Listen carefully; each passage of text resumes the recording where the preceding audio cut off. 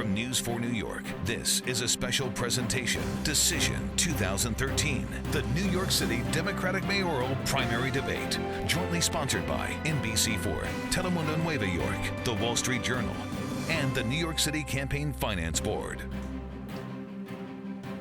Good evening, everyone. Thank you for joining us. I'm David Ushery, and welcome to the Democratic Mayoral Primary Debate, live on television and online, as well as on WOR and Radio Soleil.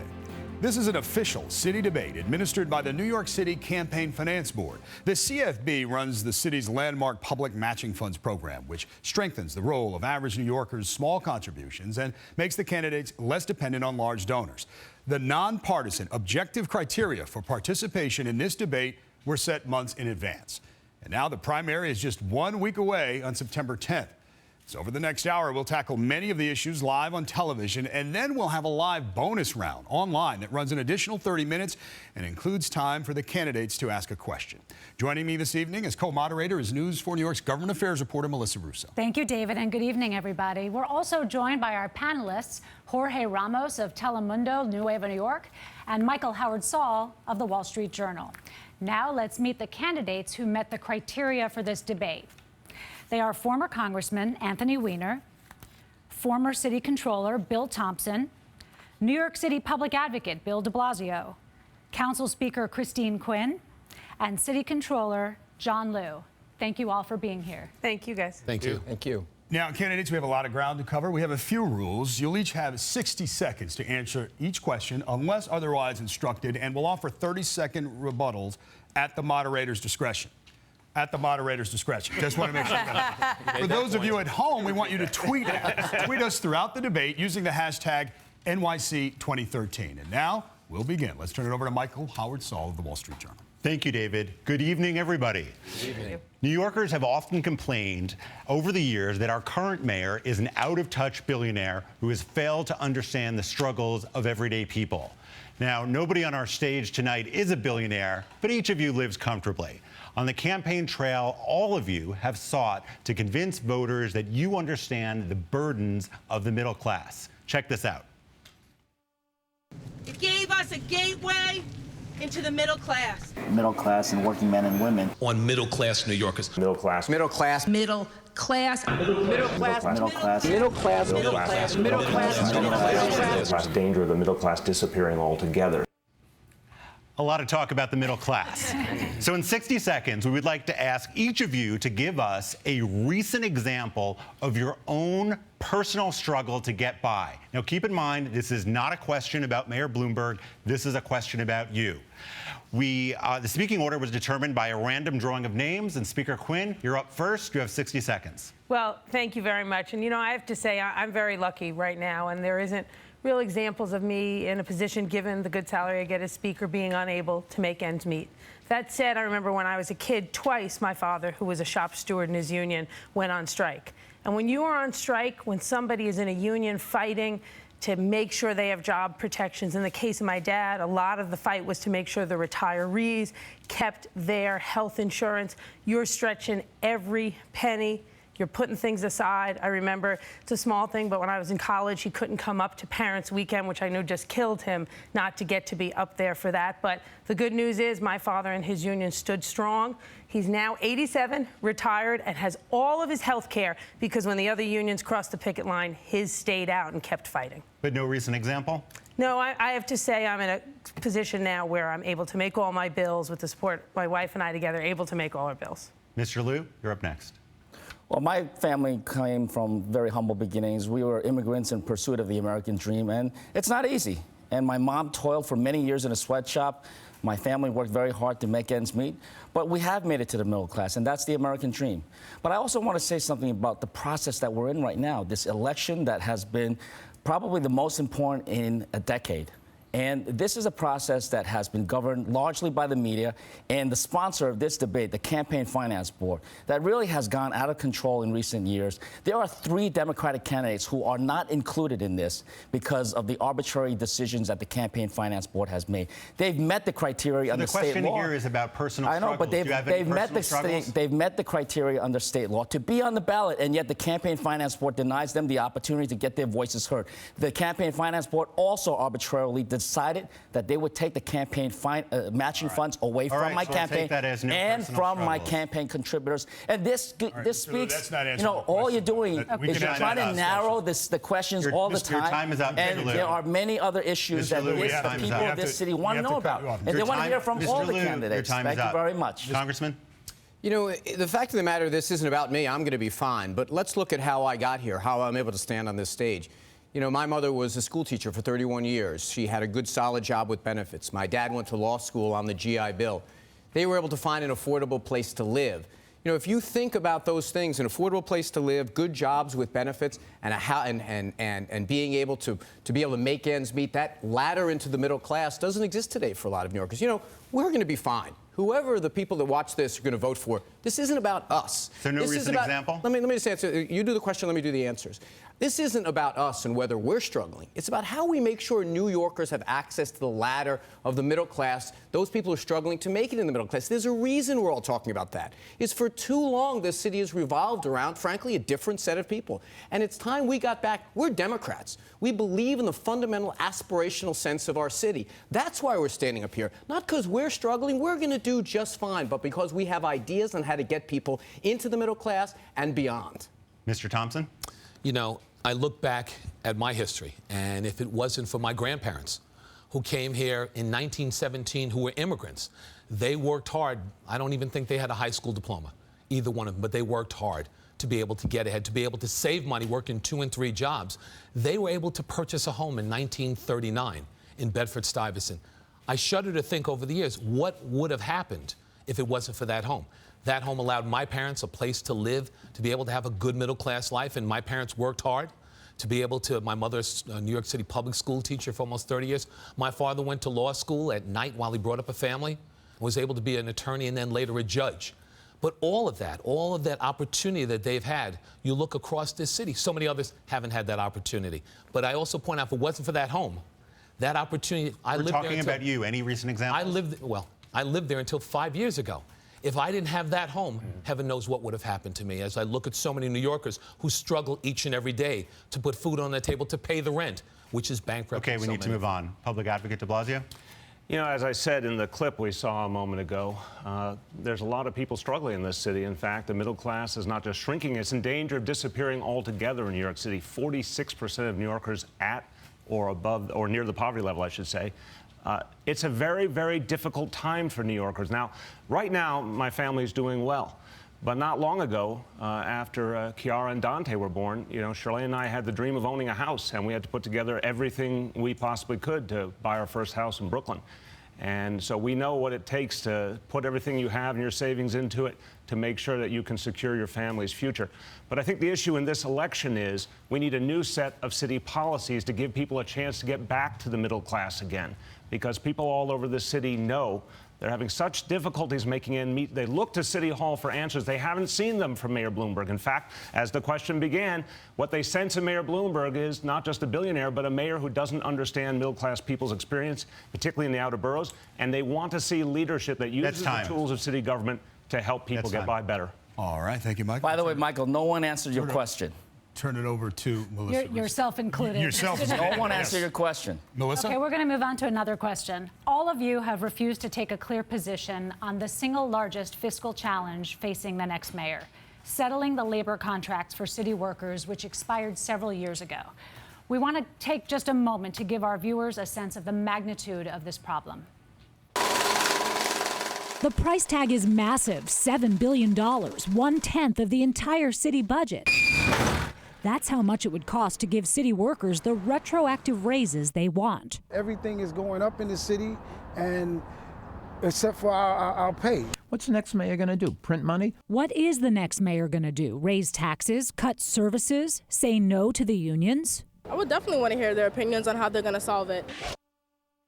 It's a big challenge, and many taxpayers and municipal employees say they deserve to know your intentions before they vote. So we ask you, please don't waste your precious seconds talking about how Mayor Bloomberg failed to reach agreements, since that's in the past. This question is about you and your plans. Yes or no, do you plan to offer city workers retroactive raises? If so, how much, and how would you pay for it? We begin with you, Mr. de Blasio. You'll have 30 seconds. Thank you.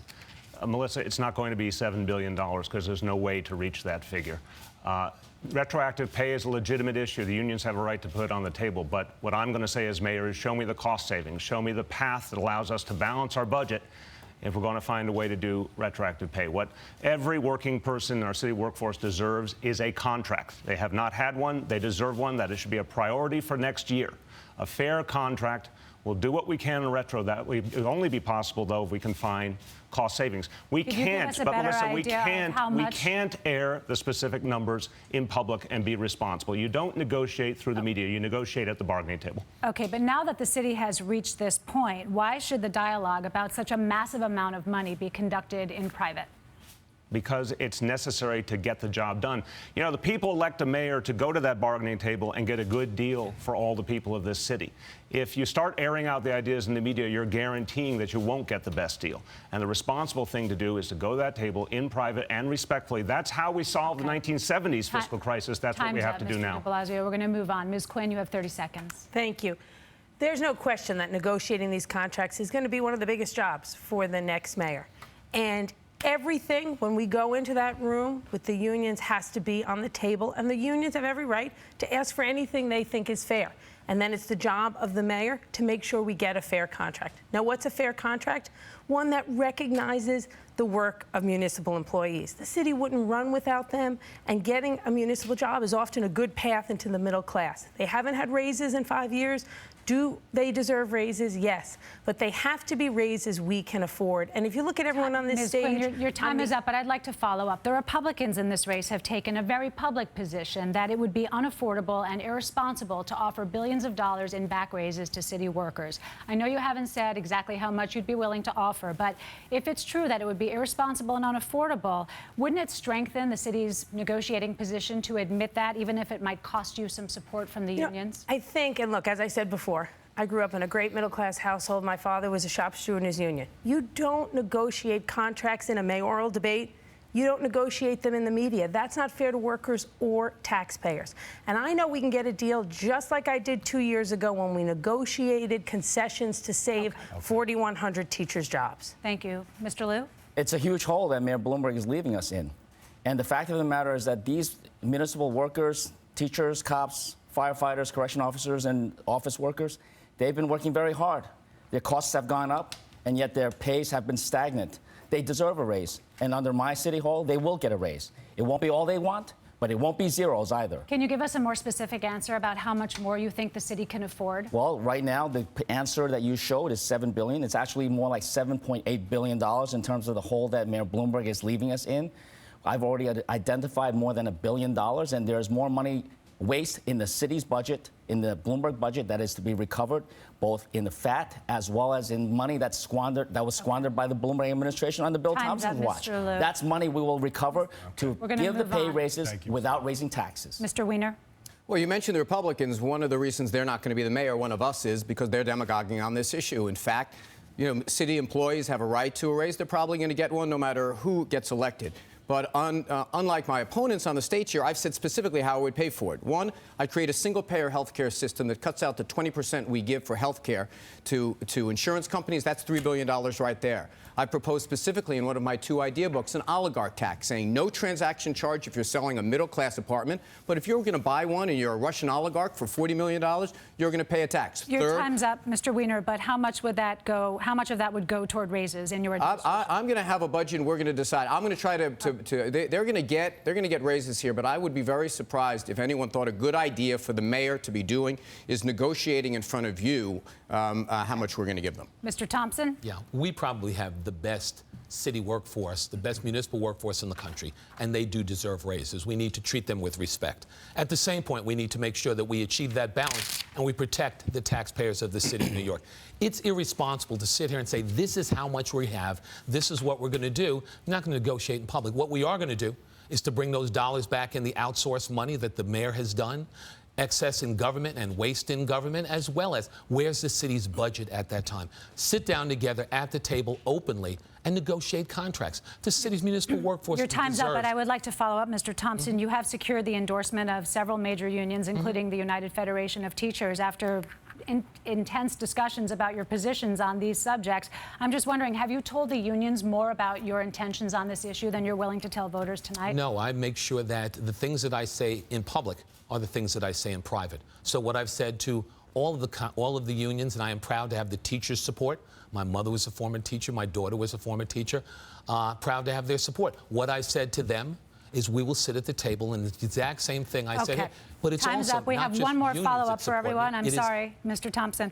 We're looking for a yes or no answer. We're going to go down the line. Would you consider raising property taxes to help solve this problem? We begin with Mr. Thompson. Yes or no? Tax increases are a last resort. It isn't a yes or no. We'll see to keep the city fiscally healthy. We'll see what happens. Mr. de Blasio? No. Property taxes, no. No, we can do it without increasing taxes. Mr. Weiner? Class 1 has gone up 163%. No. One thing when it comes to that, and I've just got to make a point. When we talk about no tax increases and property tax increases, at least 3 of my opponents who were in the city council voted to increase property taxes. Mr. de Blasio, Ms. Quinn, and John Liu all increased taxes on hardworking New Yorkers by 18.5%. Let's be honest. And Bill, under your watch, we lost hundreds of millions of dollars on just one project. We are telling the truth. It's important that the record gets straight out there. Percent increase. I'm going to give you quickly 15 seconds because he mentioned you by name. Mr. de Blasio? It was after 9/11, and the city was in desperate need of recovery, and I stood with the mayor on that. You know, I'm never afraid to say when I think Mayor Bloomberg's wrong, but in that case, I thought we had to do it to get our city back on its feet. All right, Ms. Quinn. It was in one of the darkest moments in our city's history after September 11th. It was not an easy decision for anyone in the city council, but it was the right decision given where the city's finances were after that tragedy, and it was leadership to stand up and ask the city to pull together. It was closer to 160%. We move on now to education with Jorge Ramos. Thank you, David.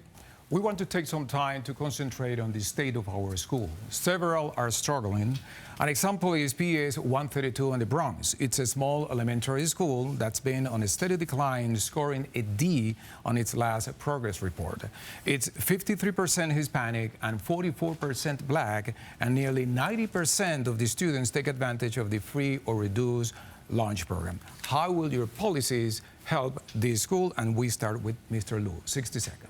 Well, there is a lot more money that's available for schools, particularly classroom funding. The problem is that the Department of Education, under this mayor's control, has been about getting the most expensive consultants to come in with pet projects.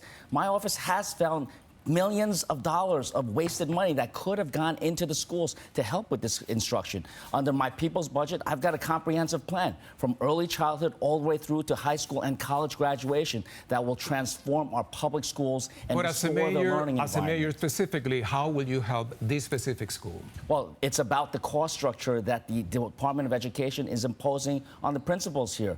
The principals and the teachers are saddled with so many reporting requirements that it's almost like a factory mentality our schools are being run as if they're business divisions reporting up to DOE Corporation. I want to restore the learning environment in each and every one of our schools. That means starting with a chancellor that actually has an educational background. No waivers. I'm not going to request any waivers from state law. The chancellor will have an educational background, and we will let the educational professionals do their jobs. Let teachers teach, let principals lead. Thank you. Mr. Weiner, 60 seconds. All right, first of all, I don't like this blanket lettering of schools. I don't think it does anything for morale, and it frankly reinforces the idea that some places are where middle-class parents should want to leave. I would do something very specific. I would offer teachers additional money. I would additional salary, the master teachers, if they take the tougher assignments. Right now, with all this teaching to the test and these high-stakes tests, teachers who gain seniority, the last thing they want to do is take a tough assignment because they're afraid that the test scores are going to drive them to be evaluated lower. I want to offer teachers a little bit more to take those tougher assignments. Now, it might mean taking on the teachers union, but I think most teachers believe this is the right thing to do, and it would help lift up those schools that are in the most challenged situations. But one thing I would not do, close down and declare failure with schools, which has been the theory and the ethos of the Bloomberg years. Thank you. Mr. Thompson. Yeah, the first thing, we have to get past this philosophy that the Bloomberg people have put forward about closing schools. It's become a policy.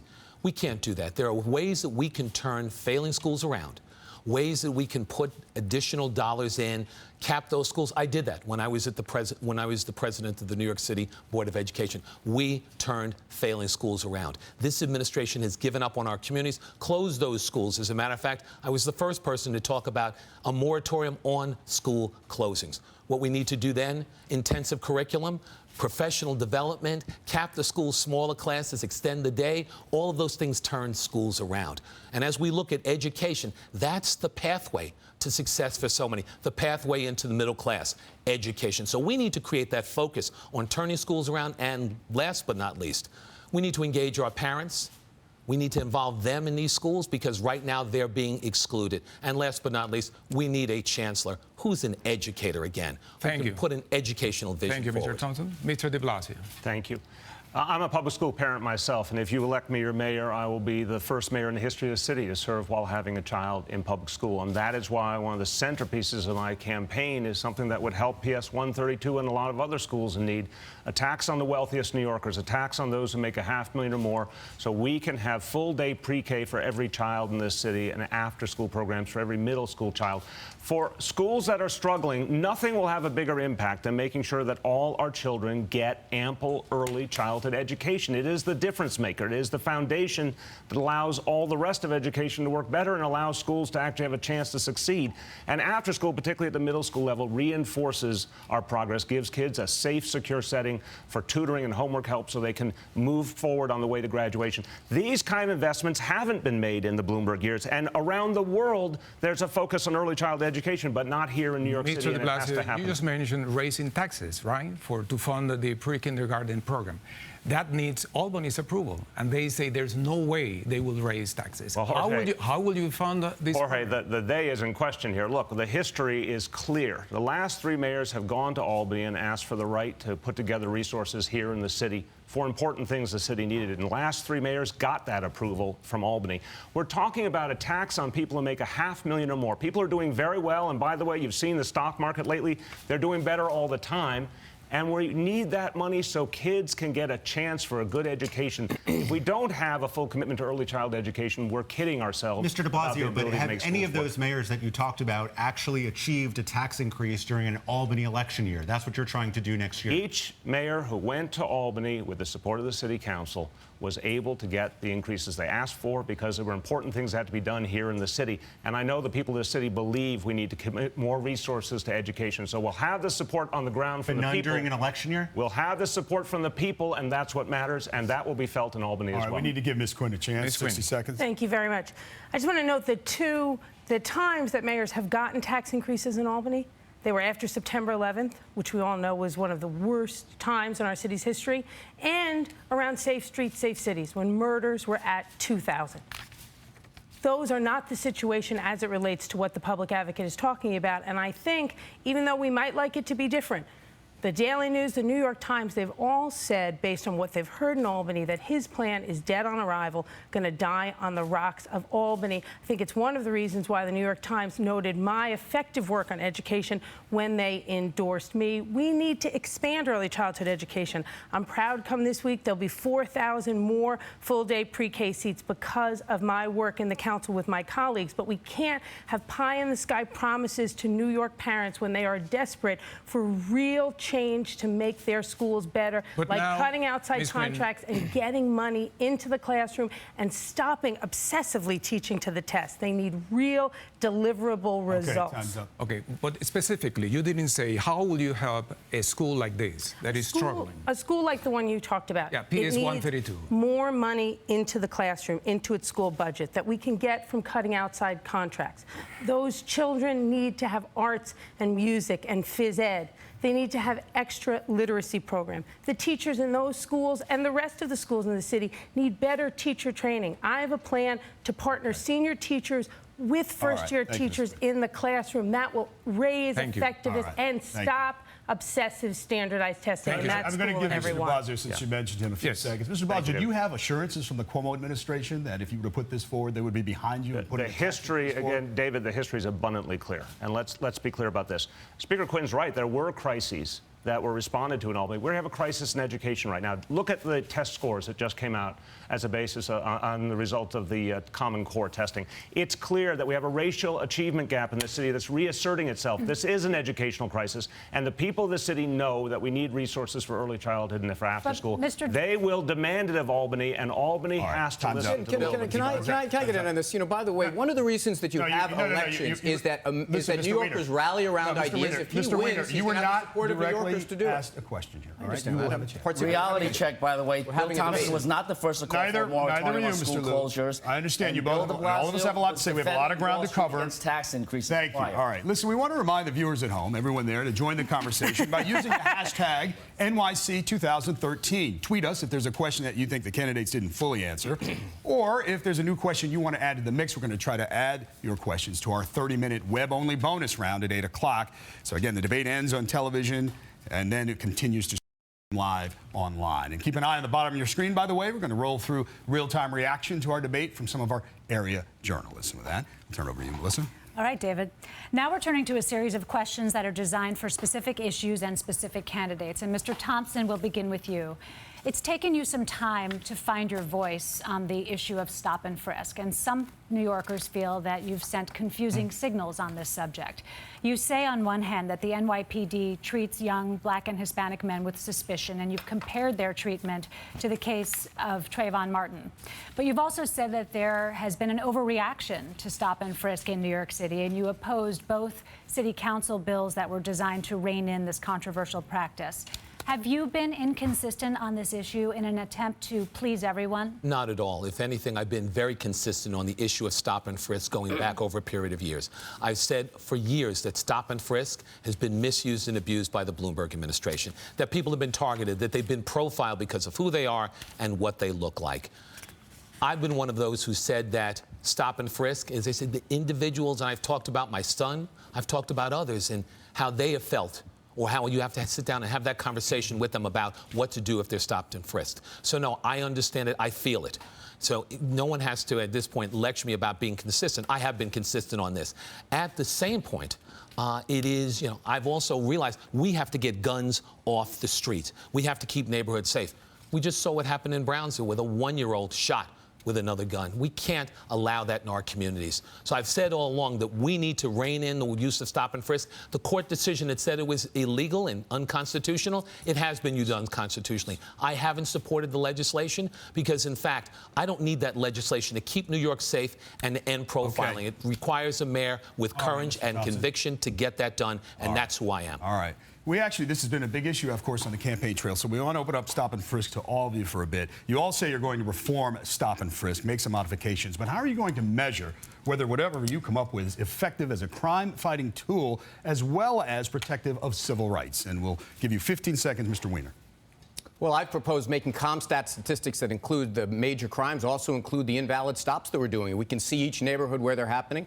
I've proposed having police officers wear lapel cameras to record their stops to use for training. Also, so we have protection for those cops to make sure that they're doing their job right. They're not going to have complaints against them. Okay. Thank you. Time's up. This is 15 seconds to this. Mr. Thompson? 15 seconds for stop and frisk.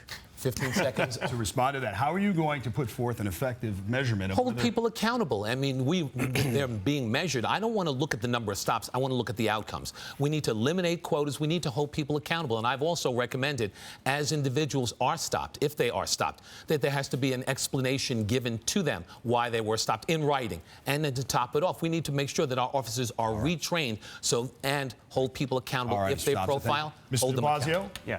Racial profiling is not good policing. A quota system is not good policing. CompStat is the tool that's helped us become safer over 2 decades.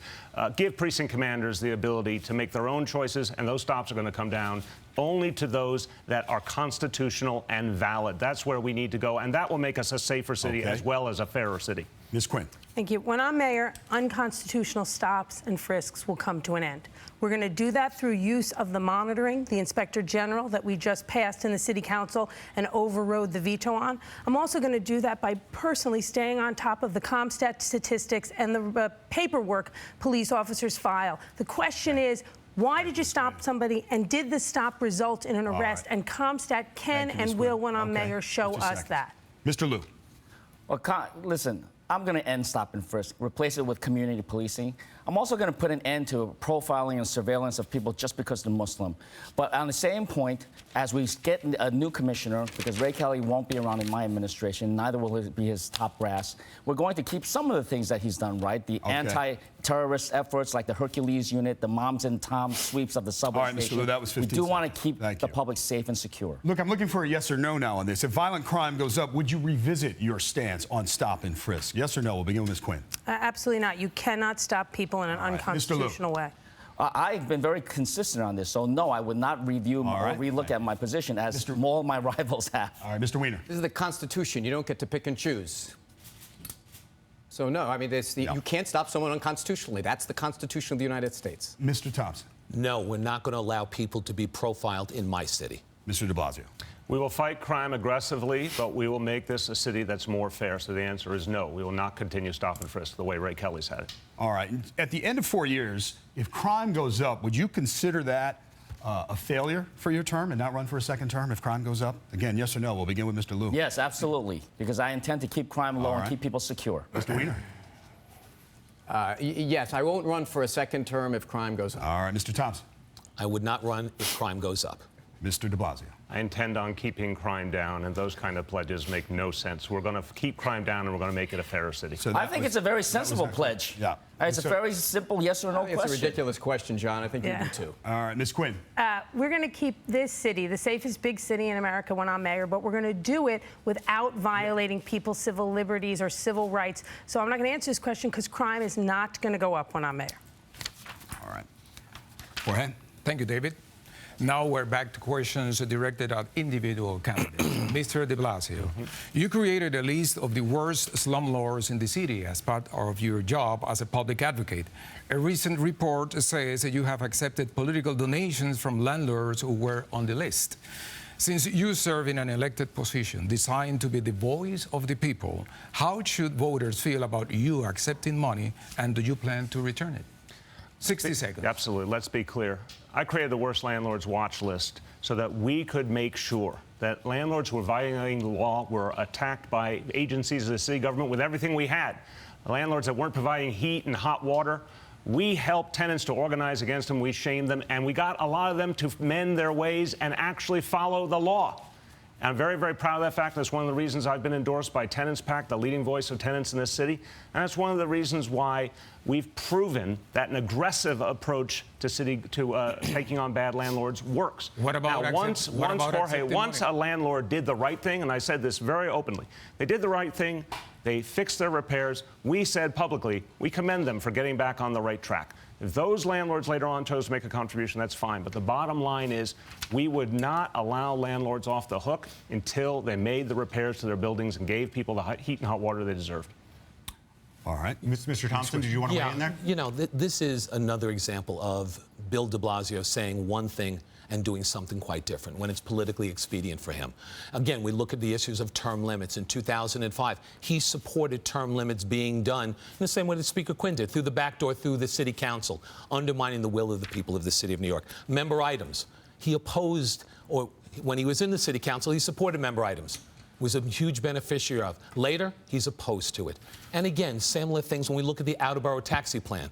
Bill, who has been a champion, supposedly, for out-of-borough people, has opposed that plan, opposed people receiving fair treatment and equity around the city of New York and being able to hail a taxi. You got to be honest with the people of the city of New York tonight. Can I just say on this? You mentioned Mr. de Blasio specifically. Go ahead. I think Mr. Thompson has a good memory. And he remembers when Mayor Bloomberg tried to ram through the change in term limits against the will of the people, using all his wealth and power. I led the opposition to it in the city council. Speaker Quinn gave a backroom deal to Mayor Bloomberg so he could have a third term. But Bill Thompson remembers, because he came to some of the press conferences I helped to organize, that I led the opposition against term limits in the city council. I'm very proud of that. It was the closest vote in the history of the city council, and I'm proud to have stood up to Mayor Bloomberg. But public advocate on that slumlord thing before you move on. And I want to say something. I believe Ms. Quinn was up next. Yes, thank you. Two things. One, Public Advocate just presented it as if all of the buildings that the people who gave him money own are in good, pristine condition. That's not true. We've heard from tenants in those buildings that they're still living with rats and mold and squalid conditions. So it is not, again, what he said, and it's Bill talking out of both sides of his mouth, making a list that's supposed to help tenants, but really it ended up becoming a campaign fundraising list for the public advocate. And on term limits, when he needed votes of council members, he was for it. We're going to give each of you 30 seconds. Mr. Weiner? You know, let me just say this, and I'm not voting for Bill de Blasio, I'm voting for me. But, you know, no one's fought harder to stand up to slumlords than Bill has. I mean, that's not the good issue to hit him on. I mean, he's been good on that stuff. Term limits, yes, he's flip-flopped on that. His policies aren't as good as mine. But accusing him of being a defender of slumlords is pretty ridiculous. You know, we can do this all day long. You can take all the contributions we get and say this one or that one. You know, all the major real estate interests stood up, you know, who wanted a third term for Mayor Bloomberg, and you gave it to him. That's the real crime. It's not one or two contributions. Bill de Blasio has been very good on standing up to slumlords, but I have to tell you something. Okay, this is the problem we have with these campaigns. Ms. Quinn, you get to respond to that, and Mr. Liu, you get to respond to the original question. This is about not landlords, not real estate, slumlords. People who are on the public advocates list as the worst. And some of the people who've given him that $65,000, their tenants still say they're living in horrible conditions. And again, on term limits, we need to focus on people. Mr. Liu, you get and here again, look, I mean, let's be real here. Reality check. This is a case where the public advocate put slumlords on this list, took them off and defended them after they gave campaign contributions. Here again, the public advocate wants to tax the millionaires. Meanwhile, for years, he defended Wall Street against higher taxes. He now wants to reform stop and frisk. Meanwhile, for years, he defended stop and frisk as a legitimate police tool. Now, look, I understand there's two sides to every story, but you can't have the two sides of the story coming from the same person. Thank you, Mr. Liu. Mr. de Blasio, we'll give you 30 seconds on a final rebuttal on this issue. Both of my colleagues just issued a series of inaccurate statements, so let's be very clear. Our watch list got 300 buildings fixed. Don't ask me, ask the city's housing department, HPD, whether we were able to work, in fact, with them to make sure that heat and hot water was given again, the repairs are made. I'm proud, and talk to the tenants in those 300 buildings about what life was like before we used our watch list to help them get the changes they need. I'm proud of what we did, but my two colleagues have just issued absolutely inaccurate versions. That's not true. All right, we're going to move on to another question. Mr. Liu, thank you. Let me just say this. We move on. No, I can't let you say that. We have a lot of ground to cover. Thank you. Michael? So back to questions directed at a specific candidate. This one's for you, Speaker Quinn. In 2008, you came under fire, and the council came under fire for allocating tax dollars to groups that didn't exist, essentially creating a secret reserve fund without any oversight. This has become known as the Slush Fund scandal. At a news conference shortly after the scandal exploded in the media, you were asked if you used any of the money in the reserve funds to reward favorite council members, and you replied no. You said those monies were largely used to fix errors and for mid-year budget needs and requests. But later that year, in a New York Magazine article, Speaker Quinn, you suggested otherwise. And you said, quote, "Did I think as a speaker having the reserve money to give out through the year might give me political leverage? Of course I did. I'm not going to lie to people that I didn't think that. Is that a good reform thing to have thought? No, but that's the truth," end quote. Can you please explain in 60 seconds these seemingly contradictory statements? Sure. First, let me talk for a second about the budget problems we had. You know, I, in 2008, found out that I had inherited an incredibly problematic, wrong budget practice. And as soon as I became aware of it, I put an end to it. I asked the authorities to investigate it, to figure out what was in there, what was going on, and then reformed the practice around member items in a way that's been heralded by one of the city's most significant good government groups, Citizens Union. And you know, when you're mayor, you're never going to know what problems you're going to inherit or going to come across your desk. And you want a leader who admits there's a problem, gets to the bottom of it, does an investigation, and then solves the problem. And that's what I did as Speaker in this area. And that's why we have one of the systems now that's heralded by good government groups. But Speaker, if you said that you got rid of this practice as soon as you got rid of it, then how do you square that with your statement that you were using it or thought of it as political leverage? As soon as we became aware that within member items there was this wrong, long-standing, about a decade practice, we put an end to it. I think what my quote was really speaking about was generally member items, but look, the point was we came across, our staff at the council, my staff, uncovered a practice that had been going on for decades. We stopped it. We asked the U.S. Attorney and Department of Investigations to research it. They did, and we reformed it soup to nuts, and that's a practice that is now heralded as one of the best out there in government. Have you ever used member items as political leverage with your council members? Nope. Never? Nope. I see some people shaking their heads. Mr. de Blasio? I mean, we have both Councilmember Vallone and Councilmember Crowley have said in great detail how when they opposed Speaker Quinn on certain issues, their member items were taken away. You know, it's abundantly clear the Speaker has used member item money as a tool for political control. You know, I proposed reforms years ago, the things we needed to do to change the member items process, but now it's also clear we've had 4 council members either go to jail or be indicted and may be on their way to jail because of offenses related to member items. It's time for the member items at the city level to end. It can't be fixed, and Speaker Quinn should join us in that. Are these 2 council members lying? Let me just say something. Public Advocate de Blasio never proposed one reform to member items when he was in the city council. And when he was running for speaker, he said he thought the practice of member items was perfect in its transparency. When he was out of the council, he started calling for reforms and, in fact, applauded the database that I put in place. And now that he's running for mayor, he has yet a 3rd position calling for an end to them altogether. He will say anything depending on whose votes he's trying to get. It's time. Go ahead, Mr. Michael, first, she has not answered the point that both Councilmember Crowley and Councilmember Vallone said that their member items were taken away. Sure. Are they lying? I do not agree with Councilmember Crowley or Councilmember Vallone. If you look at Councilmember Vallone's district, his father had been the speaker. His district probably got more money than any of the other ones out there, and we had to bring that into alignment with other districts. But the question here really is... And Councilmember Crowley? If this was such an important issue to the public advocate, why, in all the time he was in the council, did he never propose one bill that would have reformed member items? Because people didn't go to jail until the last few years, and now we have 4 members of the city council. It's true that 4 members of the city council have either gone to jail or... There's something slightly entertaining about this. The Speaker gave the money from the slush fund. De Blasio got the money from the slush fund, and then you have 2 controllers who supposedly were watching the checkbook while the slush fund scandal was going on. This is your problem right here. If you want more of the same, oh yeah, you had no idea what was going on because you didn't want to know what was going on. Look, the fact of the matter is, this was a slush fund. Someone is asking for a promotion who has slush fund in their bio. Right. I think that kind of speaks for itself. 15 seconds, Mr. Someone's Thompson, running for mayor who has solved a problem and the solution now heralded as one for other governments to use. That's very different. Mr. Thompson, as mayor, 15 seconds. we will inherit problems. It's about how we solve them and how we move forward. Mr. Thompson, did you fail to police this? Absolutely not. As I said, this was something that was designed to evade detection. Fictitious names were being used for organizations to put money on the side. That's exactly what happened. No one could have detected that. That's why you have auditors, Bill. And exactly. Mr. Lou, 15 seconds on this. It was like the Committee for Responsible People. Slush fund, how hard was that to find? The slush fund scandal was a big scandal. And it is wrong for the budget process to actually designate fictitious organizations to be the beneficiaries or the recipients of these funds. All right. That's the problem. Melissa has a question. All right. This question is for Mr. Weiner. You have lost credibility among New Yorkers, and you have virtually no allies left in Albany or Washington. How could you govern effectively, Mr. Weiner, if no one takes you seriously? Well, I'll just say, so first of all, I'll be taken seriously if I win this election. There's no doubt about it. I'm an imperfect messenger for the best ideas in this campaign.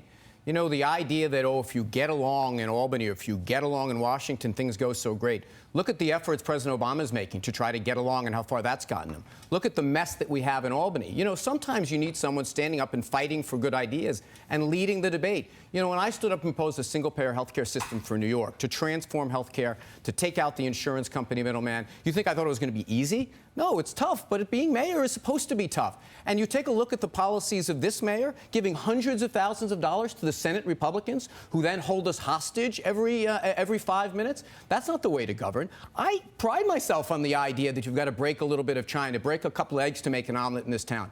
I think New Yorkers want someone who's going to fight for the middle class and those struggling to make it. Someone who's got good ideas, someone who's shown the toughness to stand up and fight for them. That's what we need. Sometimes, even if you're going to lose the fight, it's worth making. You know, Bill de Blasio was hit earlier on having a proposal that maybe people in Albany don't like. I don't necessarily want someone that's going to make proposals that Albany likes. Thank you. Michael? Controller Liu, Why should New Yorkers trust you as mayor when a federal jury found there was criminal fraud committed by people associated with your campaign? You have 60 seconds. A federal investigation has been going on for years into my campaign, and we have talked about this so many times already. The public generally understands that there's been a real witch hunt against me. Why there's a witch hunt? Probably because I've gone after very powerful interests, the MTA for 2 sets of books, Michael Bloomberg for his waste of billions of dollars, including the City Times scandal, and Wall Street interests that foreclosed thousands of families out of their homes, even as taxpayers were bailing them out.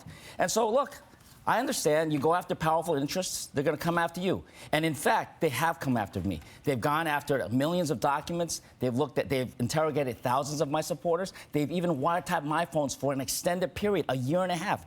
And yet, what do they have? The problem for them is that there's no witch in this witch hunt. And although they were able to set a couple of people up, at the end of the day, this was never an investigation about finding wrongdoing. This was an investigation about derailing my campaign. Well, 2 years ago, you yourself reported that my campaign was dead. We are far from dead. You're out of time, but Mr. Liu, one of the aides who was currently on your campaign admitted on the stand that she illegally offered to reimburse a donor with her own money. You kept her on. Does that raise a credibility issue? No, it doesn't, because you know what, Michael, you sat through most of those hearings. You heard the nonsense that was going on. If it was truly wrong, why hasn't she been charged? It's been months now. The point here is that this is an investigation trying to get me out of this race, not to find wrongdoing, because in fact, they haven't found anything other than what they set up in the first place. So I'm very proud. For the record, proud. 2 people were found guilty. And they were both set up. But the point here is that they've been including after Mr. me. Pan? Has the investigation gone after Mr. Pan? Has the investigation gone after Jenny? Do you really think that those were the targets of the investigation? No, of course not. They've been trying to come after me. Well, you know what? I'm very proud of the record I've established as controller. What do you mean by set up? And I am very proud. What do you mean by I'm very set up? proud of the How were they way set we've conducted the campaign. They were set up. Does every campaign get an undercover FBI agent trying to make illegal contributions by making the campaign believe that those contributions were legitimate? That's exactly how my campaign was set up. We thought that they were legitimate contributions. The New York Times tried to set up my campaign to fail by reporting that we had a massive straw donor scheme. That report was 2 years ago. Michael, you reporting on this. Where is this massive straw donor scheme? Right. John's right. You know, this has been going on throughout the campaign. Like I said, you know, I've said it before, I'm going to vote for me. No surprise there. But this really, someone should have either cleared John or charged John in the middle of this campaign. I think it's been terribly unfair. I'll take it either way. Clear me or charge me. But my campaign goes forward. No one's going to derail me. All right. Do all of you believe that he was set up? Well, that wasn't the question. That is what I'm asking. Do you believe he was set up, Mr. Thompson? I don't know about that. I have said, though, that I think that John should have received his funds from the Campaign Finance Board. He had earned them. I believe he was entitled to them. Public advocate, was he set up? No evidence it was set up, but I think this campaign should be about the ideas we're putting forward for the future of the city, and people should weigh each of us on that. Speaker? I don't have any way of knowing whether the comptroller had been set up, but I think this needs to be a conversation about what we all think is the right vision for the city, and everyone needs to move their campaign and that's forward. Exactly what my about all right, Mr. We're going to move on now to another topic. My campaign's been about the ideas, the vision I have for the city. But the problem is that the arbitrary decision that the Campaign Finance Board put out there by denying my campaign contributors of millions of dollars of leverage on their campaign contributions has denied me the ability to get that message out. So you know what? It's all about playing according to the rules that you guys set up. Right, but you know what? We tried playing with the rules, and none of it has worked. We want to get to a question about immigration from Jorge Ramos. Thank you, David. We would like to direct the next question about immigration reform to everyone. In the face of inaction in Washington, what should the city do in regards to undocumented immigrants, and explain why your approach is better than your opponent's? Mr. Winner, 30 seconds. One of the things that I've proposed is having an identification card that's not just only for the undocumented. You know, in order to get into this building, you need identification.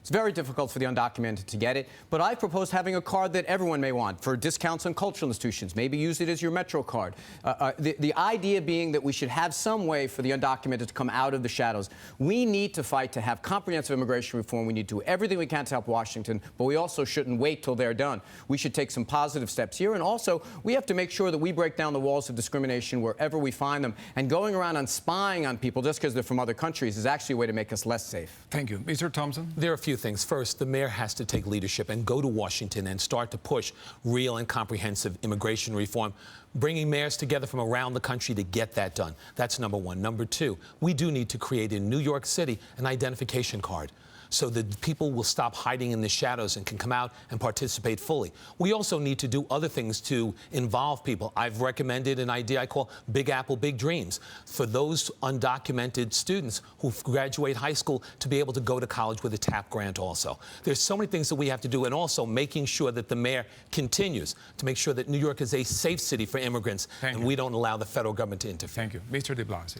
You know, for years, New York City was the progressive leader of this nation. We came up with the policies that led the nation in a more fair and just direction. I want to see us do that again when it comes to taxing the wealthy and fixing our schools. I want to see us do that when it comes to creating fairness in the way we police. But when it comes to immigration, look, the federal government has failed us. It's time for New York City to show that we're truly going to welcome every kind of immigrant, that the hundreds of thousands of undocumented immigrants among us are our neighbors, our friends, and they matter too. We need that city ID card so people can go about their lives and have a chance to live normal lives. And we need a state driver's license for those who qualify so they can have an opportunity to drive a car for their work or for their family. Thank you. Ms. Quinn. Part of New York's greatness comes from the fact that we're an immigrant city. And as mayor, I'm going to do everything I can to get changes on the federal level and the DREAM Act in Albany to keep us an immigrant city. But I'm not going to wait for Albany, and I haven't. I'm going to build on the 3 pieces of legislation I passed into law that have prevented hundreds of wrongful deportations of New Yorkers. When I'm mayor, I'm going to make sure that every New Yorker facing deportation has free legal representation. We're going to put a municipal ID in place. I'm going to go to Albany and fight for a driver's license. And I'm going to make sure every person who could qualify under President Obama's Dreamer deferment has an educational class they can get into. And I think this vision and record is one of the reasons the New York Times, in their endorsement of me, called me an effective progressive. Thank you. Mr. Lieu. As mayor, you lead the largest city in the world that has such a high immigrant population. Executive Order 41 or a version thereof, has been under every mayor since Mayor Koch. And yet, the city agencies today under the Bloomberg administration don't all take that seriously. Executive Order 41 basically protects all New Yorkers against city employees who otherwise would be subject to federal requirements. We don't want that. We want all New Yorkers to be treated equally and fairly by all city employees. And this is something that I understand firsthand, because I'm an immigrant. My family is has an immigrant background. We have seen many of the difficulties and the challenges. I think I still have some time here, all right? Some difficulties and challenges that only immigrants face. And so, look, at this point, I'll just say that soy inmigrante, soy el candidato para cambio. Thank you. Thank you, Mr. Lieu. Clarify that our monitor is momentarily frozen on. So you I thought I had more. I want my time back.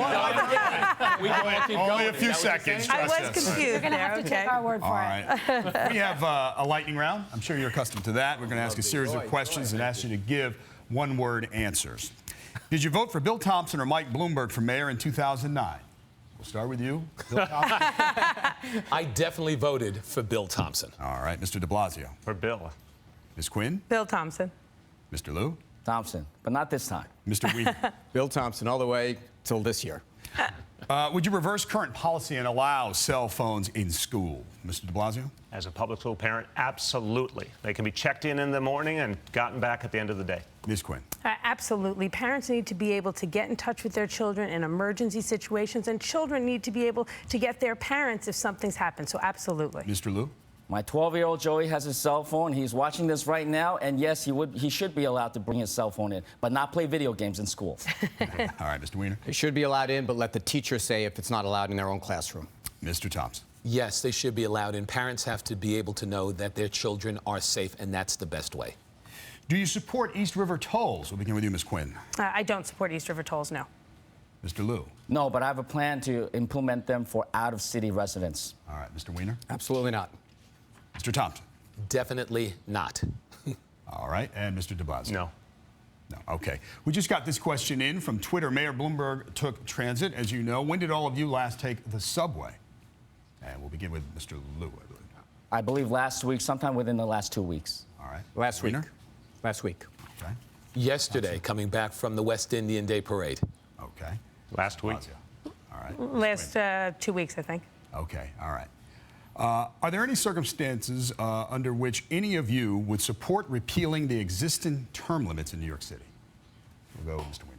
No, I respect the will of the people. All right. Mr. Thompson? No, and I want to hear everybody else's answer here. Mr. de Blasio? No, and the people spoke in 2010 again, and that's the final word. All right. Ms. Quinn? No, I would not. Once again, reality check. Bill de Blasio wanted to overturn the term limits when he was running for Speaker. My answer to your question right now is no. Okay. All right. How much did you earn last year, Mr. Thompson? Probably about $700,000. Congratulations, Bill. You're in the 1%. No, not quite, John. And then again, back in the private sector. Mr. de Blasio? 165,000. Right. Ms. Quinn? About 180,000, 174. Okay. 185,000. That's my salary according to the city. Okay. Mr. Weiner? Enough to pay de Blasio's tax. Okay. Is there a number? Is there a number Just there? barely. Just barely. We'll welcome it to it. We'll see Bill and John. That means you earned more than Just north of five, $500,000. Yeah, that's our household, my wife and I. North of 5 what? All right. All right. $500? That was your answer, Mr. Weiner. Okay. I gave the answer to Blasio. Look, I stood up for you once here, John. Don't push your luck. Okay. All right. Good. All right. Do you have a housekeeper, Mr. de Blasio? Sometimes, from time to time. Ms. Quinn? Once a week, yes. All right. Mr. Liu? No, Jenny and I, and Jenny's watching this, I do help with the laundry once in a while, and I take out the trash. Okay. Mr. Weiner? Once a week, and then I clean up after her when she's done. Okay. Mr. Thompson? Once a week, and then I do a lot of the cleaning also. Okay. All right. And I already asked you, Mr. de Yeah. Blasio. I try to get my kids to do the chores, and good luck with that. Good luck. I'm not going to say I do the cleaning. I'd be in a lot of trouble. All right. A lot of it. The questions are coming in on social media. We want to ask you one of those. It is, if you could make one simple change to New York City, what would it be? And you'll have 30 seconds. We'll begin with Mr. de Blasio. The thing we have to address in the city is inequality. We're living a tale of two cities. And it's literally true. The rich are getting richer, the poor are getting poorer. 46% of New Yorkers at or near the poverty level. The way to combat that is by taking away subsidies from big companies and using that money to support a CUNY education so people can get into the middle class and support small businesses. The way to combat that is with tools like living wage and paid sick to answer. Yeah. Sorry, Bill. Ms. Quinn? The biggest issue out there I hear from New Yorkers every day is housing. People can't find homes they can afford. They can't find ones where they can pay the property taxes, and when I'm mayor, we're going to go to Albany and reform property taxes, but they can't find rents. Rents keep going up and up. When I'm mayor, we need to give New York power over the rent laws, strengthen rent As we said in the beginning, we're giving added value for this debate, so we're going to continue online. That's the last question. We'll let the rest of you on the web. That's the last question for this televised broadcast. But again, the debate not over. Much more coming up online on NBCNewYork.com, on WSJ.com, TelemundoNewYork.com, and WOR Radio. We'll be giving the candidates time to ask one question of each other as well. And before we turn to our special webcast, though, an exciting announcement for voters. We want to show you a mobile site that's a one-stop shop for anything you want to know for Election Day. The Campaign Finance Board created NewYorkCityVotes.org, NYCVotes.org to make sure New Yorkers have everything they need to be informed voters. Thank you for watching, everybody, and we'll see you on the web. That's right, NBCNewYork.com. Much more to come.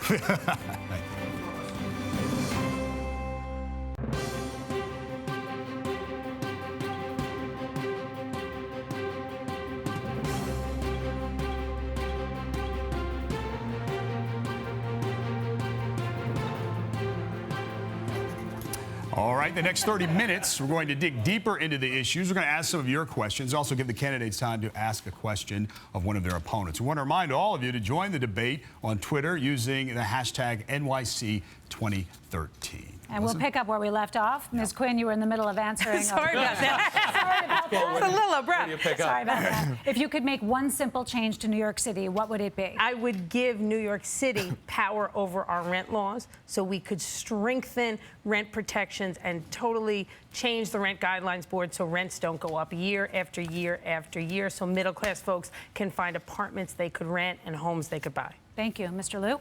Well, look, I want to create jobs, but if your question is one simple thing I'd do, I would make sure that when people get parking tickets, a simple photograph is taken of their alleged violation so that people stop having to prove that they're innocent as opposed to the city proving that they're actually guilty of a violation. But I just also want to take a few seconds to talk about what Bill de Blasio mentioned. Again, the tale of two cities. I mean, this is a man that has given us both sides of the story on stop and frisk, on the slumlords, on the taxes on millionaires, and yet, you know, he gives both sides of the story. So look, under Bill de Blasio, we might not have a tale of two cities, but we'll have a city of two tales. That's the problem here. We should let you respond. That wasn't an answer to our question, but the centerpiece of my campaign, something I announced a year ago, a tax on the wealthiest New Yorkers, those who make $500,000 or more, so we can have full-day pre-K for every child and after-school programs for middle school kids. That's as clear as a bell. And I've said that we must do this for the good of our city. So I think the clear point is my campaign has been about addressing these inequalities and asking the wealthy to do more, and it's the right stance to take for the future of this city. It sounds great. The problem is the credibility there. How could you take both sides of the issue? You did that when, as public advocate, you defended Wall Street against tax hikes. And now you say, well, you're running for mayor, so you want to increase taxes on these millionaires. You can't talk out of both sides of your mouth. It sounds good, the plan. I don't think any of us would oppose funding your early childhood education. The problem is, are you really going to do it once you get in, or are you going to start defending Wall Street again? I'd like to just say, look, this is about the future of our city. And if you want a conventional political approach, if you want the status quo, we could say, well, it's going to be tough to get people in Albany to agree that it's time to tax the wealthy. But I say, in fact, the people are ready for it. The people demand that we tax the wealthy so we can fix our schools. That's what I've made the core of my campaign, and people are responding to it because they believe we must address the inequalities in this city. And I've spent my career working for fairness towards people of all backgrounds and for economic fairness, and it's the centerpiece of my campaign. People also question whether you're actually going to do it, given that you've taken both sides of the issue. For the third segment of our debate, John will continue his harangue. Look, if I could change one thing, it would be to change the way we provide health insurance and health care based on where you work, if you're lucky enough to have it at all. Health care should be a right. We have amazing health care resources in the city. I have a specific proposal to do it, create a system like Medicare for all New Yorkers that would take out the insurance company middleman and cover people who are uninsured. It is simply indecent that we live in a city where so many people are without quality health care. All right, Mr. Thompson? If you could change one thing, it would be the education system, an education system that would work for all of our children. That, I think, when we talk about inequalities, we talk about the pathway to equality, to closing income gaps, to be able to create success. It would be to make sure that we have an education system that works for all of our children. I can't think of anything that would be finer than to do that. And one last thing again. When we talk about pre-K, and Bill, I give you credit for putting the idea forward. At the same point, and I'm a believer in universal pre-K also, but the fact that we return money each and every year to the state just ignores this. That's the reality. All right, this does not. Wait, we have to answer this. We do. Look, the bottom line is, I've heard Mr. Thompson raise this before. It doesn't get to the heart of the matter. If we're going to do full-day pre-K, it's going to take a substantial investment. My plan calls for $530 million a year so we can have full-day pre-K and after-school programs. Short of that, we won't be changing our school system. And I don't accept the conventional wisdom that we can't get Albany to accept it because the people will demand it. But there's also a reality to numbers here. That's the reality. And the one thing about this, in running for mayor, in being the mayor of the city of New York, it is about real leadership, not false leadership, not leadership that misleads people. You're not going to solve big problems in this city with small ideas. We need bold ideas if we're going to make a change. And by the way, is there anyone on the stage that hasn't proposed stuff that Albany has to help out with? Of course we're going to have to fight for stuff. All right, we're going to bring it back to our format here. Go ahead, Melissa. Why not find those you may have a chance to address in the DOE's budget now? So there is something that can be counted on for New Yorkers, not just promises. You're in charge of the DOE budget now. And that's why come this week, there's 4,000 more full-day pre-K seats than there were last year. We can find the resources in the DOE and not go to Albany with pie in the sky. 50,000 kids who don't get full-day pre-K and need it. It's a huge problem. You may have a chance to address this now with the next section. Okay. Each of you will now have 15 seconds to direct a question to one of your opponents. The responses will be limited to 60 seconds, and we'll begin with you, Mr. de Blasio. I want to ask this of Speaker Quinn. We've had a very, very tough economy the last few years, and families have have been struggling. Single workers have been struggling, and one of the things they needed was paid sick days to make sure they could keep their job even when they were sick and to make sure they didn't lose pay in the process. But for 3 years, at the urging of the business community, you would not allow a vote on the paid sick days bill. So my question is, both as a matter of policy and as a matter of the democratic process, why was it appropriate to hold up a vote for 3 years on such an important issue? You know, I've gotten paid sick days passed in the city council. Because of the law I worked with my colleagues to get passed, almost 1 million workers will get paid sick leave, and we'll do it in a way that won't cost small businesses any jobs. The voices we were balancing were small businesses and workers, and we did that in a way beyond anything any other city has done. And when I'm mayor, I'm going to build on that and put in place paid family leave. And my plan is doable. I've found the money in the city budget to fund it. It's not going to be done the way the public advocate proposes, which is a tax on working people he would again need Albany's approval on. That's inaccurate, if I may. One, I didn't hear an answer to the question, why was it appropriate to wait 3 full years to have a vote on such a crucial issue in the city council? Two, I've called for no tax in that area. I've called for a plan that reaches hundreds of thousands more workers who right now still don't have paid sick days coverage. So, Speaker, can you answer his question directly? Why was it bottled up for 3 years? Let me just say, I was talking about paid family leave, and the public advocate's proposal for paid family leave does have a tax. My question was about paid sick days. Let's be clear. The question was why there was a delay of 3 years. We worked with all of the stakeholders. Because, look, good ideas are terrific, but you want to implement them in a way that doesn't have any negative effects. And it's easy for the public advocate to criticize, but I'm the one working with my colleagues who put a law in place. There was a supermajority in the city council. Put a law in place that'll give almost 1 million workers paid sick leave without costing small businesses jobs. We had the chambers of commerce who had opposed it, heralding it as something good for small businesses, because that was the question here. Time's up. Small Madam mom Speaker. and pops. But it's your turn to ask a question of one of your opponents. Okay, thank you very much. My question is right back at you, to the public advocate. There's a surprise. Lots of surprises. You know, as we've talked about before, and I don't really think we've gotten a full answer, you, as public advocate, put out a list of the worst landlords, a list you said you were going to use to shame landlords. And we find out today in the Daily News that you raised probably $65,000 at least from landlords on that list.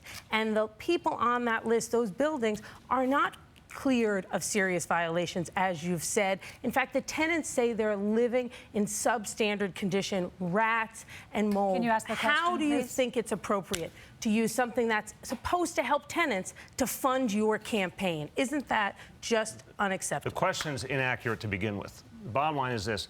We shamed landlords all over the city. We worked with the city housing agency. We helped organize tenants. 300+ buildings got their repairs, got their heat and hot water back. Some of those buildings actually got sold to nonprofits and were taken away from the bad landlords. I'm very proud of the fact that we help thousands of tenants. If landlords fix their problems, we get all of our information, by the way, from the city housing agency to confirm whether the problems have been fixed. The problems are fixed. We respect the fact that they did the right thing and we move forward. But we were relentless and continue to be relentless in going after bad landlords who won't fix their problems. Mr. de They Blasio, will be pursued until they finally do the right thing. We're not talking about the whole list. We're talking about the individual. Hearing you talk about funded accepting contributions and what voters should take away with And them what's about abundantly the fact clear, that you've taken contributions once from people they that your solve office their was problems, criticizing. look, once they in effect paid their debts to society and solved their problems, that's a different discussion. So you took the contributions only after We they stayed had on them their until issues? they Is that what fixed you're their saying? problems. That's the bottom line. Then why do the tenants in those buildings tenants say we have today spoken to in the Daily News that they still live in squalid conditions, referencing rats in particular, if in fact all of the violations were cleared up? Some of these buildings have over 150 violations still in them. The tenants we speak to, who are part of the efforts that we made to shame landlords, appreciate the fact that we got changes made And the in their other building. tenants who And didn't we join in, continue- their And we conditions are continue to irrelevant? work with Okay. any tenants, By the way, any tenants who tell us about buildings that should be on our watch list, and we will continue. By the way, Chris next Quinn week. is the biggest beneficiary of all these real estate developer contributions. And you know what? They include some of the biggest developer contributions. Some of the biggest contributions come from the developers that benefited from zoning changes after St. Vincent's Hospital was closed down. So much so that they were able to build tons of luxury condominiums. It's your chance to ask a question. You have 15 seconds. I have so many questions to ask. I'll ask another one of Bill. Bill, you constantly go after Speaker Quinn on her failure to bring the paid sick leave legislation to fore. And you're absolutely right. She stalled and stalled until it was obvious that it was going to pass with or without her support in the city council. My question to you, Bill, is there was another piece of legislation that would have helped many, many workers across the city, living wage legislation that Speaker Quinn bottled up, and she was wrong for doing that. Yeah. But you never signed on. You never indicated your support until a week before it became clear that it was actually coming up for a vote and was going to pass. Why didn't you, Bill, support living wage legislation for hundreds of thousands of low-paid workers? A lot of inaccuracies tonight, so let me set the record straight. I studied this issue very carefully, and I came to the conclusion, looking at the experiences of San Francisco and Los Angeles, that we could have living wage legislation here that would help people, and it would not harm our economy. In fact, I think we need to go a lot farther with living wage legislation than where Speaker Quinn has gone. I came out in favor of it. That was part of the pressure that helped to move Speaker Quinn, and I'm proud of that fact. So once I had done my research and I decided that living wage legislation made sense, I support it, and I believe we need to expand it so it reaches tens of thousands of New Yorkers. It's one of the ways that we can help end this tale of two cities and give people a chance. Bill, cut the nonsense here. Look, you didn't sign on and give Speaker Quinn any pressure. She already felt pressure from the supermajority of council members that supported the living wage legislation. You signed on at the very end to protect your own butt from the liberal and the progressive movement that was chiding you for opposing or at least not supporting that important living wage legislation. Since here again, we need a reality check. Ms. Quinn, Since I'm in the midst of this question, I'm going to jump in here and say a couple of things. I helped lead the effort that got living wage and prevailing wage passed into law in this city. And when I'm mayor, I will expand living wage requirements to every dollar we spend in our Economic Development Corporation. I think that's why I've been endorsed by the RWDSU union, the lead union behind living wage. And the head of their union, Stu Applebaum, said during the living wage struggle that the public advocate was missing in action and only signed on at the last second when it was clear a bill was going to pass. That's the fact. MIA until Then why did you carve out certain projects from that living wage legislation, projects run by developers that actually were supporters of yours? Why did you cut them out at the last minute and reduce by thousands the number of workers that would have benefited by that living wage legislation? Thank you. The law covered projects moving forward. As laws do, they legislate into the future. But let me be clear again. When I'm mayor, I'm going to expand living wage to include all of the Economic Development Corporation. And again, the leader of this called the public advocate missing in action. I think I'm prepared to rule on this. I think Chris saying she led the effort is pushing it. But let's just leave it at that, because I want to get a word in here with my friend Bill Thompson. You have 15 seconds for a question. You know, this week begins the high holidays where you're called upon to reflect a good deal. You know, we have hundreds of thousands of children in our city who are going to go to bed hungry tonight. We have more hunger in our city than any time in recent memory, despite how well we're doing as a city. Can you talk to us a little about your efforts to deal with child hunger in the city and whether it's achievable in your administration to stamp it out? Well, first, let me follow up and also say Happy New Year, a happy and healthy New Year to so many of our listeners, so many in the Jewish community who will be celebrating the High Holy Days. Stamping out hunger, I've talked about a number of different things, and it really is when you look at a child who looks at you and says, I'm hungry when I go to bed. So many parents who are shamed by the fact that they can't put food on the table. We've got to be able to do that. So I've proposed things like making sure that we have free lunch for all children in New York City's public schools. We have to. We have to do that. That we provide breakfast in classrooms for our young people. That we don't, as the Bloomberg administration has continued to try and do, that we don't cut access to food stamps. We have to be, if we're New York City, the greatest city in the world, then we have to act like that. And we have to take away the stigma from those programs. Absolutely. Also. And, you know, I mean, over the years, people being fingerprinted, that's disgraceful. There's so many things that are just wrong. And in the end, if we can't make sure that people and children can't go to bed without being hungry, then we have failed as a city. Thank you. And Mr. Thompson, it's your turn to ask a question now. 15 seconds, please. I'm going to ask the public advocate, Bill, the term limit issue. Back in 2005, you supported changing it through legislation, through the city council, and later you opposed it. Member items, when you were a member of the city council, you were one of the major beneficiaries of member items. When you're running for mayor, you've opposed it. When we look at tax increases, you talk about increasing taxes on wealthy New Yorkers. But at the same point, when you were in the city council, the taxes that you voted to increase were on working and middle-class New Yorkers. This election is about credibility. It is about the people of this city. Please, why Mr. should Thompson? the people of the city of New York believe you, Bill, given your history and given the fact that that history has been one of doing things that are in your political self-interest? Well, first, I want to take the opportunity to also wish all members of the Jewish community a happy and healthy New Year. And let me just answer this very clearly. I've called for a tax on people who make $500,000 or more. It's been the centerpiece of my campaign. With all due respect to Mr. Thompson, he opposes taxes on the wealthy. He's not willing to go for the bold proposal that will make a change for this city. So I think what's consistent is that I've talked about the inequality facing our city. I've talked about the tale of two cities we're facing. And I've said the only way to start to turn around our schools is to tax the wealthiest New Yorkers so we can do early childhood education and so we can do after-school programs. And I'm proud to have made that the centerpiece of my campaign. And I'm proud to have led the opposition in 2008 against Mayor Bloomberg's effort to overturn term limits. And Bill Thompson was there, and he will not deny that I was leading that opposition on the floor of the council, and it was the closest vote in the history of the city council. And the people of this city wanted their will to be recognized, and Mayor Bloomberg and Speaker Quinn violated the will of the people. Bill, bold proposal isn't about putting forward something that is never going to happen. That's number one. Number two, you know, and when we look at having the lead as the mayor of the city of New York, you've got to be honest with the people. You've got to tell the people of this city the truth. We need a leader. We don't need a cheerleader. Tell the people the truth about your tax proposal. Tell them about the term limit issue. Tell them about member items. Tell them the truth.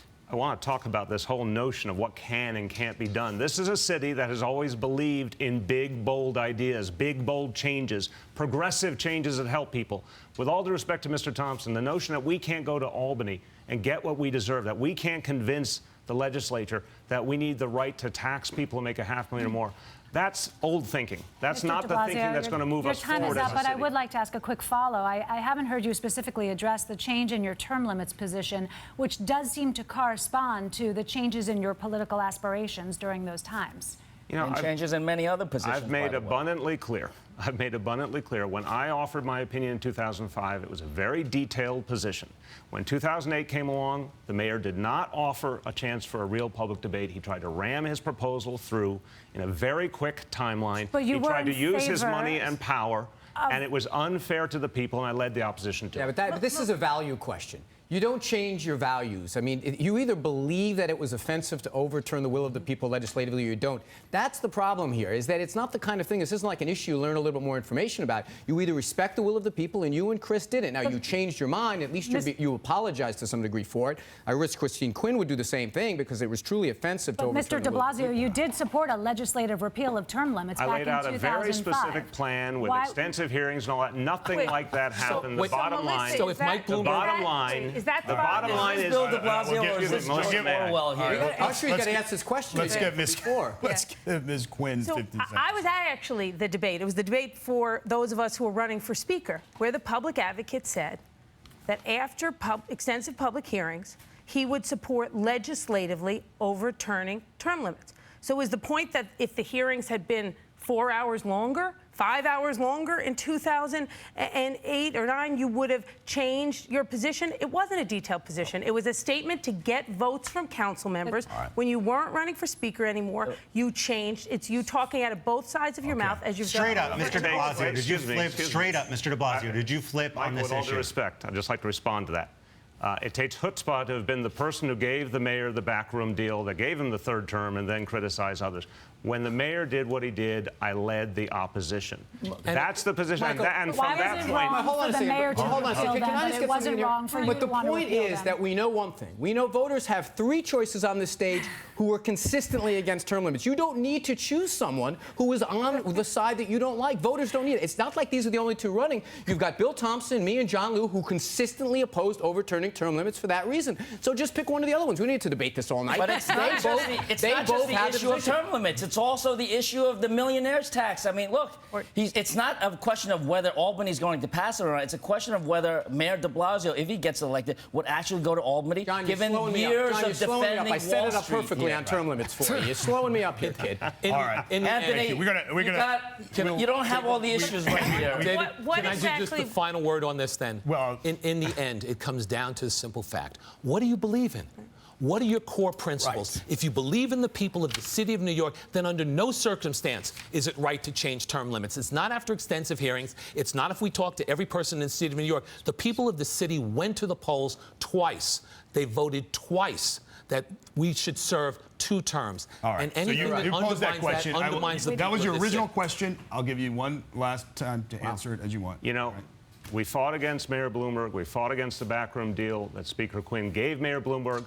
The people won in the end because in the referendum of 2010, the people made abundantly clear we're going to have 2 terms forever, and that's the right thing. Okay, we have to move on. Answer the question why, when he was running for Speaker, he said one thing, and now that he's running for Mayor, he says a different thing. It's just another example of him saying anything he has to, depending on which set of voters he's speaking. Michael, I'm surprised at you. You asked a straight-up question. You haven't gotten an answer. I did. Flip-flop or not. Mr. de Blasio, very quickly, this is going to be the last word on this. Straight up, did you flip on term limits? Yes or no? Straight up. I made abundantly clear that what the mayor did in 2008 was wrong, and I led the opposition against it, period. We're not getting a yes here. All right, I can answer that if you need me. All right, Michael, you have the next question. We're going to move on. This is a question for everybody. Ms. Quinn, you have been described by some as having a short temper, while Mr. de Blasio, you have been called indecisive, and there are well-documented problems, Mr. Weiner, with your impulse control. Mr. Thompson, some have said that you lack passion or that so-called fire in the belly. And Mr. Liu, from time to time, you have been accused of grandstanding. So we would like each of you to address these descriptions of yourselves. And if they're true, how is this going to be a liability if the people of New York City elect you mayor? Ms. Quinn, we're going to start with you. You have 60 seconds. Thank you. Look, I'm tough. And when I see a solution on the horizon that's going to help New Yorkers, and I want to get there and there's something in my way, it does make me angry. And I'm going to fight every day as mayor, like I have as speaker, to deliver for New Yorkers. I think that's one of the reasons the New York Times and the New York Daily News endorsed me, calling me an effective progressive. Look, you got to push to get things done. You can't accept it when people say no, if no is going to get in the way of helping a New Yorker. And if I have to make some people a little uncomfortable and occasionally raise my voice to get something done, I'm going to do it, because that's the job of mayor, is to do what it takes to deliver, period. Your office had to be soundproof. Is it fair for people to raise questions about temperament here? Well, I'm loud. There's no 2 ways about that. And there was a bit of an echo chamber. I don't think it's a question about temperament. It's a question about being tough and pushing for New Yorkers and getting things done. And that's what I've done. That's what I'm going to do moving forward for all the working men and women of this city. And you don't want a mayor who's a pushover. You don't want a mayor who's indecisive. You don't want a mayor who lacks vision and the ability to get things done. By the way, it's almost as if Chris is embarrassed to mention that she's got the stamp of approval from the New York Post also. You know, the fact of the matter is that, look, I've been very diligent and vigorous about the job that I do as comptroller. I've audited city agencies. I've carefully scrutinized contracts. And every so often, when the mayor or his administration doesn't agree with the results of my audits, which are conducted by professional auditors, not myself, or the level of scrutiny that we give to his contracts, and we don't give him everything he wants, he accuses me of being political, of grandstanding. The fact of the matter is, I've come to know very well that under this administration, Anytime you don't perfectly or 100% agree with Mayor Bloomberg, you're being political or you're grandstanding. Can you think of any examples during your time as controller where you were grandstanding or flame-throwing that you thought was not appropriate? I do not know of anything that was inappropriate. We have conducted the office very professionally. And take a look at the City Time scandal, for example. I inherited an office that had already approved more than $700 million of expenditures for a project that was supposed to cost $63 million. Here again, I asked Bill last time. Why did he approve all those expenditures? We need to move on. I put a stop to all that. We need to move on. Or during this debate when you were grandstanding? Guess what happened? Are you grandstanding? A couple of years later, $500 million we need to move on for the taxpayers of New York City. Mr. Weiner. Congressman, impulse control. Look, there's no doubt about it. You know things about my personal life that are embarrassing. But look at the things I've fought for loudly over the years. You know, I was one of the last persons standing, still fighting for single-payer health care, and we were reforming health care in this country because I really believe it's the right way to go, and I still do to this day. When Republicans stood up using procedural efforts to try to stop the 9/11 bill while people were dying in my city, I took Peter King and beat him like a rented mule on the House floor because I've shown that I'm prepared to stand up and fight for New Yorkers. You know, look, I got to tell you something. There's no doubt about it. I'm an imperfect messenger for a lot of the things that I want to do. You know things about me. But you keep on saying you're an imperfect messenger, so does that mean you're not right? Finish, but that usually follows a clause, if I can just finish. Sure. However, if you take a look at the things I fought for in my public life, there are things that mean something a great deal to me. As a middle class, no struggling to make it, based on where I grew up and what this city means to me, I'm going to keep fighting for those things. Just because you know something embarrassing about me doesn't mean I'm going to curl up in a corner somewhere. People deserve to be fought for in this city, and that's what I'm going to keep doing. So if you want the best ideas, if you want someone tough enough to do them, if you want someone who's going to keep that fight up until the last dog dies, I'm the person for you. Your turn. That's time. Mr. Thompson, we're going to move on. Yeah, the accusations or you lack the fire in the belly or the passion. I've always stood up and fought for the people of this city in things that I believed in. So when it comes to standing up and fighting for those in the New York City Housing Authority, because they've been treated not as second class, but third and fourth class citizens, I have passion. I'll take on the fight. When it comes to fighting for our children in a school system where a mayor and a chancellor continue to fail them, I will fight for those children. I'll fight for our teachers. I'll fight for our educators. When it comes to situations, when I was at the Board of Education, I took on Rudy Giuliani over a chancellor at the height of his power because that chancellor that he wanted wasn't in the best interest of our children, and I took him on and I beat him. And then when it comes to the term limit issue, in 2008, I stood up and fought against that, and as others walked away, I took on Michael Bloomberg in 2009. If you want to talk about the biggest person, the person with the most money, the person who was believed to be invincible, who couldn't be beaten, that sense of inevitability was there. I took on Mike Bloomberg. That's time, but you did take on Mike Bloomberg, but after you lost, you then sort of exited the public stage. What do you say to New Yorkers who are concerned that over the last 4 years you weren't out there fighting for them? Well, the one thing I would say is, first thing, I had to go and get a job, and I think all New Yorkers understand that. I no longer was an elected official, so you don't hold that bully pulpit that you had before. But I stood up and worked for the people of this city. Battery Park City Authority, I was the chairperson of the board. Stood up with the governor. The governor had me chair a team, MWBE team, fighting for minority and women-owned businesses in the state of New York. I also took on and chaired the Commission on Judicial Compensation. So I never disappeared. I might not have had the limelight the same way that I did when I was the controller of the city of New York, but I never disappeared. Okay, well, what about stop and frisk, Bill? You were never passionate about this issue. Just a couple of months ago, John, you said the outrage against stop and frisk was an overreaction. No, and John, that was a... That's unbelievable that you would call it an overreaction. I was talking about, John, that was a misquote, and that wasn't in fact what I was talking about. John, and if it's in the Times has said a number of things about you, John. I don't think you want to go there and say that everything there is gospel. But what I did say is that what it takes to make sure that people are no longer profiled in the city of New York, that stop and frisk no longer used and abused, is a mayor who believes. But you still defended John that. is a mayor with courage and conviction. John tactic. is a mayor with courage and conviction. I'm tired of watching people. Okay, thank you both. We're going to move on to the public advocate. The allegation here is that you're indecisive. It's just wrong. I've taken on Mayor Bloomberg more times than I could count when he was wrong. I've taken on Ray Kelly. I've taken on the business community and the real estate community. It was decisive, and also I knew every time I took on these powerful interests that there would be consequences, but I work for the people. So I have been proud to be clear and decisive and consistent in fighting for the people's needs. And the bottom line is, you're going to be mayor of this city. You have to know who you work for. Some mayors in the past have been more interested in what the real estate community thought or what the banking community thought. Well, I'm interested in addressing inequality in the city and ending this tale of two cities we're living. And I've shown the decisiveness and the forcefulness to take on powerful interests in the name of the people. And I'm certainly telling those who make $500,000 or more, it's time for them to pay a little more so we can fix our schools. And I'm proud that that's the centerpiece of my campaign. Speaker, is the public advocate a decisive leader? You know, I think a decisive leader when the position they've held has delivered results.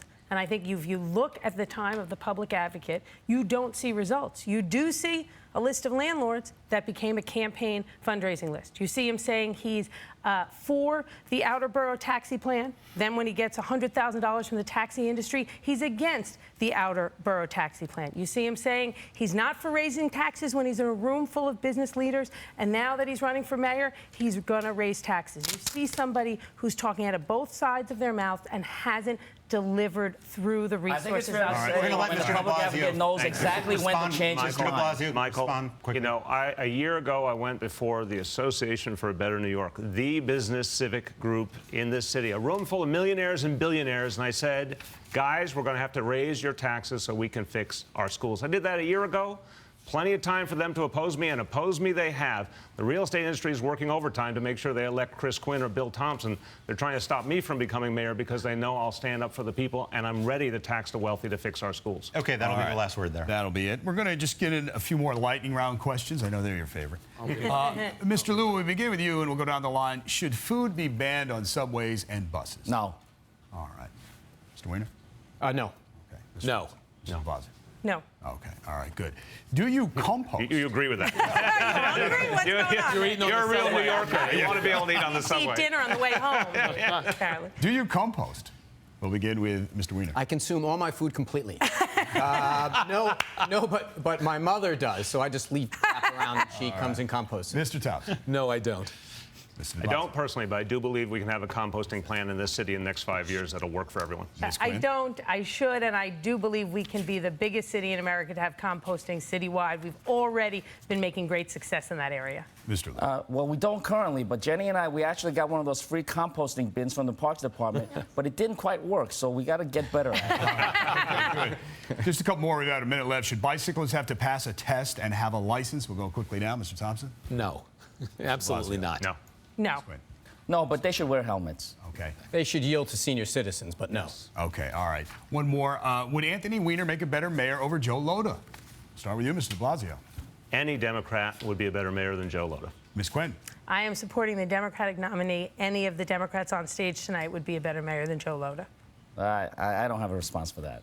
No answer on that? John, you're killing me, bud. You are killing me. Yes, I think I'd be a much better mayor than Joe Lhota. Mr. Thompson? I'm supporting the Democratic nominee. I'm going to take that as 3. Thank you, candidates. That concludes the Democratic mayoral primary debate. On behalf of News 4 New York, Telemundo, Nueva York, and Jorge Ramos, the Wall Street Journal, and Michael Howard Saul, and certainly Melissa, who's here with me, we thank you for watching and for your participation through social media. And the city's official debate series continues on Sunday morning. The Republican candidates for mayor will join us right here in this same studio at 11:30 a.m. on the 8th. All right. We hope after tonight you have a better understanding of the candidates and their position on important issues that impact this city. Once again, we thank the candidates for joining us. Primary day 1 week away, September 10th. Be sure to vote. Have a good night.